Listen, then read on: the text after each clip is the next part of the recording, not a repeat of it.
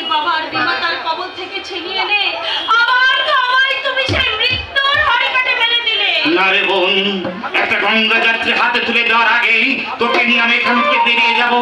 প্রয়োজনে দুই ভাই বোন মিলে রাস্তা রাস্তা ভিক্ষা করে খাবো। কিন্তু এত সহজেই কি ওই পুরো শকুন আমায় মুক্তি দেবে? আরে সে তো ছেলে মানুষ, তার বাবা দেবে। আর যদি সহজে মুক্তি না দেয় তাহলে তার বুকে আমি ছুরি বসিয়ে দেবো। ছুরি বসিয়ে দিয়ে প্রয়োজনে পুলিশের হ্যান্ডকাপ করবো। আজ যখন শালার দেখা পেলাম না, আজ আমি চলে যাচ্ছি। তো আবার যদি ডাকবো তৈরি হয়ে রাখবো। বলে দিস শালা ওই বুড়োকে যে কথা আমাকে দিয়েছিল সে কথা যেন সে রক্ষা করে। দাদা বললে কি সে শুনবে? না শুনলে মরবে। এই তোর জন্য না হয় আমি ফাঁসি তোকে গলায় পড়বো রে। এই তাতে কি হয়েছে রে? আমার তো মূল্যে রে কাঁদতে, হারালে রে খুঁজতে, ভয়টা বাকি শুনি। দাদা তোমার কথা শুনে আমার কেমন যেন ভয় করছে দাদা। শেষে যদি ওই যদি ঝদির কথা ছেড়ে দে, যদি সোজা আঙুলে ঘি না ওঠে আঙুলটা একটু বাঁকড়া করতে হবে। তোর একটা হিল্লে করে দেওয়ার জন্য তোকে এই বাড়িতে এনেছিল ওই বড়। এই তার হিল্লে সারা লজ্জত পুরুষের নাম আমি ভুলিয়ে দেবো না। আচ্ছা চলি রে বোন, দু চার দিন পরে আমি আবার আসবো। আজকের দিনটা থেকে গেলে হতো না না রে দাদা? বোন, একটা কাজের সন্ধানে বেরিয়েছি। একজনের সঙ্গে দেখা করবার কথা আছে।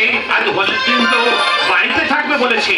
এখন থাকো কোথায়? কবে যে কোথায় থাকি তার কোনো ঠিক নেই রে বোন। কোনোদিন ওই ধর্মশালায়, কোনোদিন স্টেশনে, কোনোদিন বা পার্কের বেঞ্চে শুয়ে আমার রাত কেটে যায়। দাদা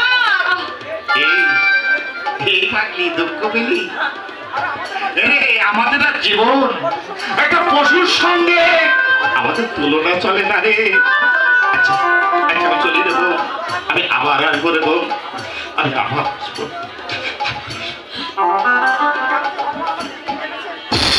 কেন যে এই ভগবান আমাদের পৃথিবীতে এনেছিলেন আমি ভেবেই পাই না।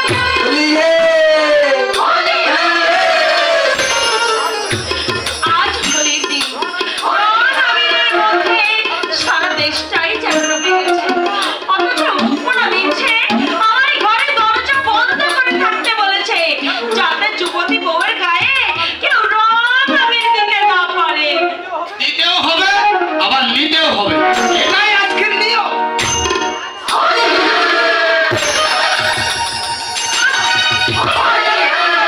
তোমার দাদু এসে দেখলে? আরে দাদুর গোষ্ঠী নিকুচি করেছে। দাঁড়াও আরে তোমাকে কিন্তু আমি দেবো কি? ওই